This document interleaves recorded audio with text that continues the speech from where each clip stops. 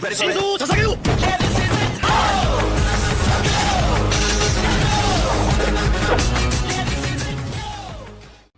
Episode के start में captain smoker को लूफी का ओरिजिनल आइडेंटिटी पता लगते ही वो एग्जीक्यूशन प्लेटफॉर्म की ओर जाने लगता है उसे पकड़ने के लिए। इधर दूसरी ओर लूफी एग्जीक्यूशन प्लेटफॉर्म के ऊपर उठने की कोशिश कर रहा होता है कि तभी वहाँ पर कैप्टन स्मोकर आ जाते हैं। तो तुम हो मंकी डी लूफी, जिसके ऊपर ईस्ट ब्लू का सबसे हाईएस्ट बाउंटी है। हाँ, क्या कोई प्रॉब्लम है? मैं हूँ नेवी ऑफिसर कैप्टन स्मोकर, इस टाउन का इंचार्ज। तुम्हें अरेस्ट किया जाता है मंकी डी लूफी। क्या कहा? अरेस्ट? बकवास बंद करो, मेरा सफर तो अभी स्टार्ट ही हुआ है। मैं भी ग्रैंडलैंड जाने वाला हूँ और किंग ऑफ पायरेट बनने वाला हूँ। क्या कहा? King of pirate? मुझे हंसाओ मत। तुम जैसा इंसान ग्रैंडलैंड में कदम भी नहीं रख सकता। अगर सच में तुम्हें ग्रैंडलैंड जाना है तो उससे पहले तुम्हें मुझे हराना होगा। यही इस टाउन का रूल है। ओह, ये बात है। तो ये लो। यह कहकर लूफी उसके ऊपर अपने गम गम पंच मारता है। लूफी की पावर को देखकर स्मोकर समझ जाता है कि लूफी के पास भी एक डेविल फ्रूट का पावर है। पर स्मोकर लूफी से काफी ज्यादा ताकतवर निकलता है। वह लूफी के हमलों से डॉज करके उसके ऊपर काफी सारे पंचेस मारता है और लूफी उससे नीचे गिर जाता है।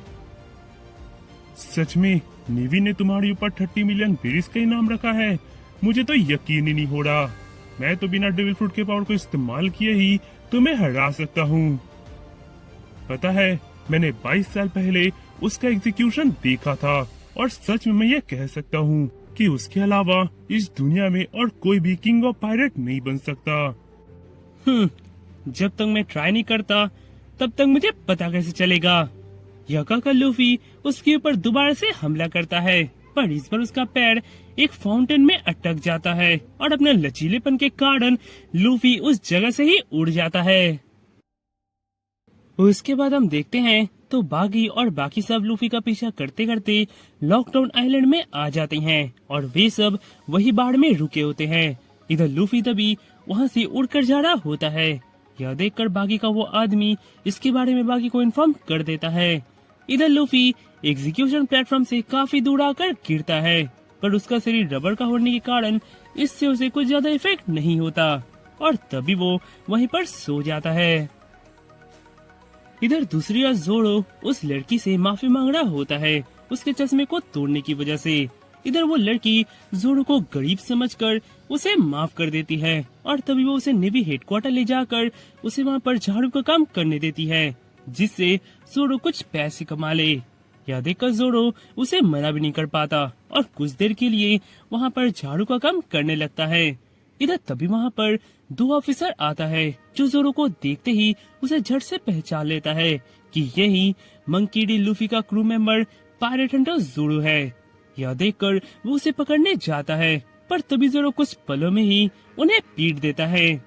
इधर उस आवाज को सुनकर वो लड़की और बाकी सारे ऑफिसर्स वहाँ पर आते हैं और तभी उस लड़की को उस नेवी ऑफिसर के पीठ पे एक लेटर मिलता है कुछ पैसों के साथ, जिस पे लिखा होता है तुम्हारे ग्लासेस के लिए माफ कर देना। यह देखकर वो लड़की कुछ भी समझ नहीं पाती कि आखिर यहाँ हुआ क्या। इधर जोड़ो दोबारा से उस स्वॉर्ड शॉप की ओर जा रहा होता है, ये सोचते हुए कि आखिर उस लड़की का शकल क्वीना से इतना मिलता जुलता क्यों है और उसके बावजूद वो लड़की भी एक स्वॉर्डमैन है क्वीना की ही तरह। इधर जोड़ो उस शॉप में आ जाता है और वो उस ओनर को 1 लाख बेरीज देकर उसे 2 स्वॉर्ड देने को कहता है। यह देखकर वो ओनर बोलता है, क्या कहा? 50,000 बेरीज के एक स्वॉर्ड? ये तो बहुत ही सस्ते वाले स्वॉर्ड मिलेंगे आपको, इसमें आपको कुछ मजा नहीं आएगा। पता है, पर मेरे पास इतनी है। इधर तभी उस शॉप ओनर का नजर जोड़ो के उस स्वॉर्ड पर जाता है, जिसे देखते ही वो एकदम से हैरान हो जाता है और अपने मन में बोलता है, हे, क्या ये वही स्वॉर्ड है जिसके बारे में मैं भी सोच रहा हूँ? आखिर ये स्वॉर्ड इस बेवकूफ के पास कैसे है? हे, शांत हो जाओ, मैं इससे ये स्वॉर्ड खरीद सकता हूँ क्योंकि लगता है इसे इस स्वॉर्ड के बारे में मालूम नहीं है। हे मिस्टर, मेरे पास एक आइडिया है, क्यों ना तुम मुझे ये स्वॉर्ड 2 लाख बेरीज में बेच दो। क्या कहा? 2 लाख बेरीज? अच्छा ठीक है, चलो मैं इसके लिए तुम्हें 8 लाख बेरीज देता हूँ। देख लो, अगर तुम्हारे पास वो पैसे आ गए तुम इससे यहाँ पर एक महंगे स्वॉर्ड खरीद पाओगे, वो भी अच्छे वाले। इधर इतने में वहाँ वही लड़की आती है अपने स्वॉर्ड को वापस लेने के लिए, जिस स्वॉर्ड को उसने उस ओनर को पॉलिश करने के लिए दिया होता है। और तभी वो जोरो को देखकर बोलती है, ओह तुम यहाँ हो, थैंक गॉड तुम सेफ हो। पता है किसी ने हमारे नेवी हेडक्वार्टर के ऊपर हमला करके हमारे 2 ऑफिसर को बेहोश कर दिया है। ये लो तुम्हारे पैसे, मुझे ये पैसे नहीं चाहिए, और वैसे भी मैंने एक नया चश्मा खरीद लिया है। हे ये स्वॉर्ड, ये तो वादोइची मोंची है राइट? वादो, हे लड़की, ये सब उसे मत बताओ, तुम मेरा बिजनेस बेकार करी हो। वाव क्या ब्लेड है, जितना मुझे याद आ रहा है ये 21 ओवाजुमोनो स्वॉर्ड में से एक है। हे लड़की, अपना बकवास बंद करो, तुमने मेरा सारा बिजनेस चौपट कर दिया। ये लो अपना स्वॉर्ड और निकल जाओ यहाँ से। और तुम्हें 50,000 बेरीज वाले स्वॉर्ड चाहिए राइट? तो वहाँ पर जाओ, उस बैरल में जितने स्वॉर्ड हैं सब 50,000 वाले हैं। शिट, आज मेरा एक अच्छा बिजनेस होते होते रह गया। इधर जोरो उस बैरल के पास आकर एक अच्छा स्वॉर्ड ढूंढने लगता है। इधर वहाँ पर वो लड़की आकर बोलती है, लगता है तुम्हें स्वॉर्ड कैरी करने का शौक है राइट? पता है तुम्हारी तरह ईस्ट ब्लू में एक आदमी है जिसका नाम है पायरेट हंटर जोरो।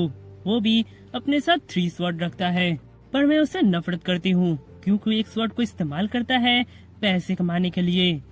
आखिर ऐसा क्यों होता है कि सारे अच्छे स्वॉर्ड मास्टर या तो पायरेट होते हैं या तो बाउंटी हंटर होते हैं, और तो और सारा जो लेजेंडरी स्वॉर्ड है सब उनके पास ही है। मेरा तो सपना है कि मैं एक अच्छा स्वॉर्ड मास्टर बनकर उन सबको हराकर उनका सारा लेजेंडरी स्वॉर्ड को इकट्ठा करूंगी और नेवी के हवाले कर दूंगी। वाव, ये तो एक अच्छा सपना है। इधर तभी अचानक जोरो का हाथ एक स्वॉर्ड पर पड़ता है, जिसे अजीब लगने के कारण जोरो उस स्वॉर्ड को उठाता है। उसे देखते ही वो लड़की बोलती है, हे ये भी कोई नॉर्मल स्वॉर्ड नहीं है, 1 मिनट। यस, जैसा कि मैंने सोचा था, ये तो किसेसो 3 है, ये भी एक लेजेंडरी स्वॉर्ड है। पता है इसके ऊपर किसेसो 2 है जो 21 वाजुमोनो स्वॉर्ड में से एक है, और इसके ऊपर है किसेसो 1 जो ओवाजुमोनो स्वॉर्ड में सबसे टॉप लिस्ट में है। हे मिस्टर, सच में इस स्वॉर्ड का दाम सिर्फ 50,000 बेरीज है? मुझे तो यकीन ही नहीं हो रहा। नॉर्मली इस स्वॉर्ड का दाम 1 मिलियन से ज्यादा होता है। तुम्हें ये खरीदना चाहिए, ये परफेक्ट स्वॉर्ड है। ये स्वॉर्ड खर्च्ड है। क्या तुम्हें पता है? नहीं, बस मैं कह सकता हूँ कि ये एक खर्च स्वॉर्ड है। हाँ, तुमने सही कहा, ये एक खर्च स्वॉर्ड है।